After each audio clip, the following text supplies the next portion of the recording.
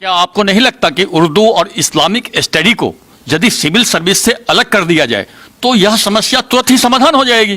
देखिए, इसमें बड़ी होशियारी है।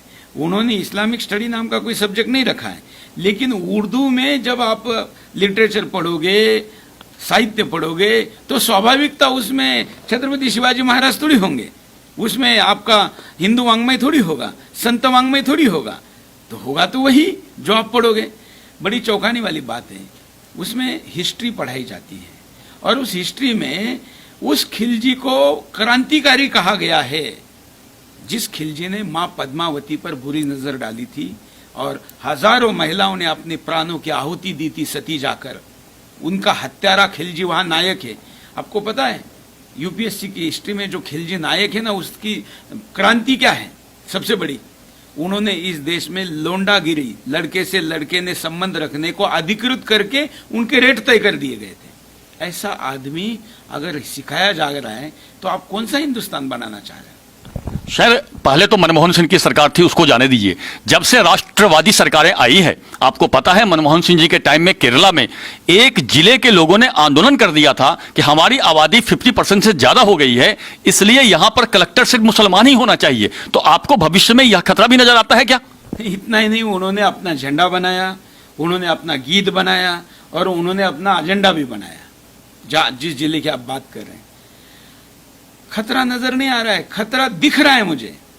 खतरा आ चुका है। इस कैंसर का गैंग्रीन शरीर के बड़े हिस्से में पहुंच चुका है। अब दो प्रकार के लोग होते हैं। कुछ लोगों को थोड़ा दूर का दिखता है, तो जिसको नहीं दिखता ना उसको लगता है कि ये झूठ बोल रहा है, या कई लोगों को दिखने के बाद भी दम नहीं होता, मर्दनगी नहीं होती। तो जो मर्द नहीं है वो छुपने का बहाना ढूंढता है और फिर कहता है कि दिख नहीं रहा है।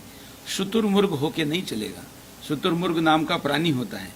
दर्शकों जरा गूगल सर्च कर लेना, जब तूफान आता है ना, रेत का, रेगिस्तान में होता है ये, तो ये क्या करता है, अपना जो मुंडी है वो रेती में डाल देता है।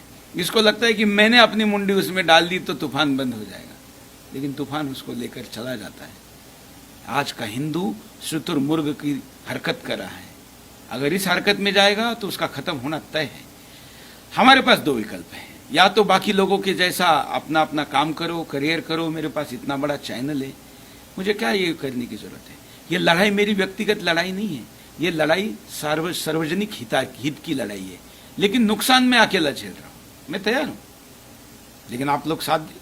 नहीं, आपको कैसे लगता है, जैसे कि ओवैसी जैसे लोग बोलते हैं कि मैं बाय चॉइस इंडियन हूं, जबकि यह साबित हो चुका है कि आजादी से पहले जब सर्वेक्षण हुआ था, जनमत संग्रह हुआ था, तो 90-95% मुसलमानों ने पाकिस्तान के पक्ष में वोट दिया था और यहां से सिर्फ 10% ही मुसलमान गए। तो वैसे मुसलमान जिन्होंने कि पाकिस्तान के पक्ष में वोट दिया था वो तो ऑलरेडी हिंदुस्तान में रह गए। फिर ओवैसी जैसे आदमी बाय चॉइस का नाम क्यों लेते हैं? क्या हिंदू को आंखों में धूल झोंकने की प्रक्रिया नहीं है?